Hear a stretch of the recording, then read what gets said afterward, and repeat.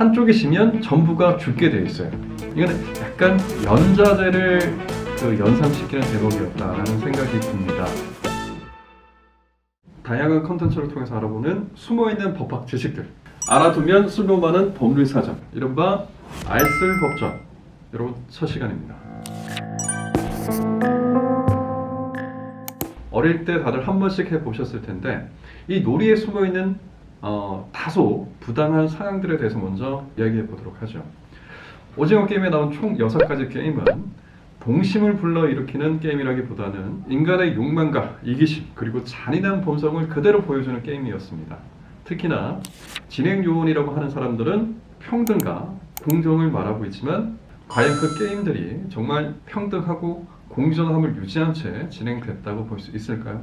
자, 어릴 때 누구나 그 손쉽게 하는 게임 중에 가장 대표격인 그 게임이 바로 무궁화 꽃이 피었습니다죠. 그 게임을 보면서 저는 이런 생각이 들더라고요. 처음부터 진짜 수전증을 갖고 있는 사람이라면 이 게임에서 평등하고 공정하게 그 게임에 참여할 수 없겠다라는 생각이 들었습니다. 진행 요원이 얘기했던 그 평등과 공정함이 애초 그 게임 자체에 내재되어 있는 그 특징 때문에 스탑을 하고 그대로 있어야 되잖아요. 태생부터 신체적 장애를 가진 사람은 이 게임에 있어서 처음부터 불공정한 상태 또는 불평등한 그런 상황에서 게임을 시작할 수밖에 없었다.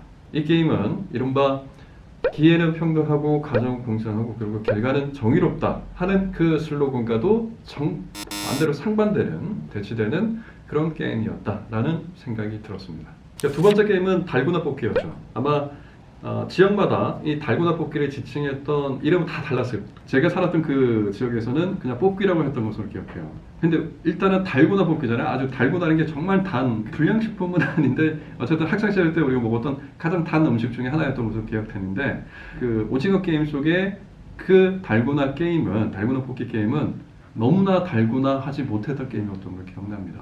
깨지는 그 순간 옆에서 사람이 총으로 이렇게 쏴 죽여지잖아요. 그러니까 이런 형태에서 게임과 너무나 이제 모순되는 그런 상황이 이제 펼쳐지고 있었기 때문에 심장이 약한 사람은 그 뽑기를 할 수조차 없다. 그리고 이 달고나 뽑기도 마찬가지인 것 같아요. 무궁화 꽃이 피었습니다처럼 손에 수전증이 있는 사람은 뽑기를 할 수가 없다고 생각이 듭니다. 여러분 아마 운동회를 하면 항상 빠지지 않았던 거, 그게 아마 400m 계주하고 단체 줄다리기 게임이었을 텐데 그 단체 줄다리기 게임이 나왔었죠. 그 장면 협동해가지고 뭔가 기술적인 부분을 언급하면서 이렇게 하자 이렇게 얘기했던 그 순간이 가장 재밌었던 순간으로 이제 기억이 되는데, 자, 저는 이 게임 또한 어떤 문제가 있었냐면 한쪽이 지면 전부가 죽게 돼 있어요.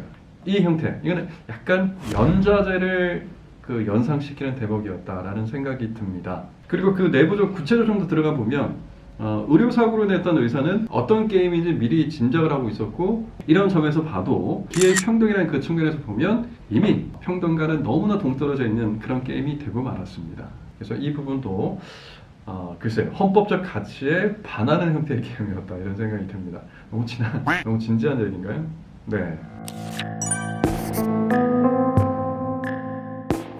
오징어 게임 속에 조금 깊이 한번 들어가 보도록 해요. 그 안에도 무궁무진한 법률적 쟁점이 존재했었습니다.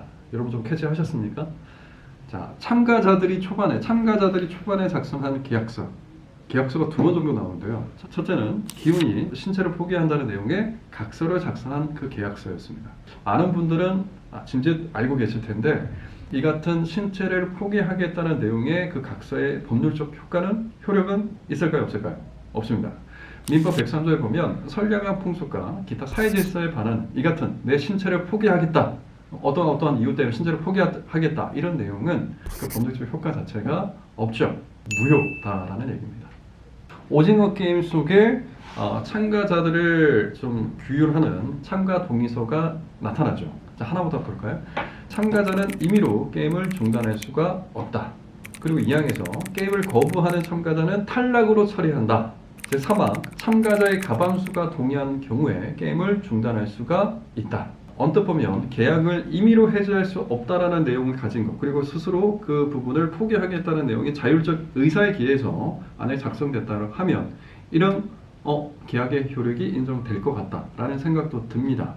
그런데 이 해당되는 게임이 어떤 게임이죠?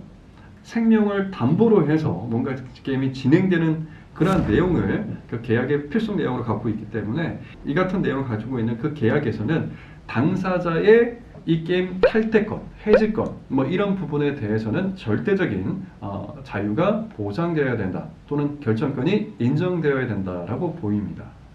따라서 제 상황처럼 참가자의 가반수가 동의해야지만 내가 이 게임에서 탈퇴할 수 있다 라고 규정되어 있는 이 형태는 효력이 없다라는 겁니다. 일반적인 회사 조직 내 탈퇴 규정이나 이런 것과 비교할 게 아니다 이겁니다. 회사 다닌다고 해서 본인 목숨이 왔다 갔다 하는 게 아니잖아요. 그렇기 때문에 그 성격 자체가 전혀 다르다 이렇게 생각하시면 될 것 같습니다.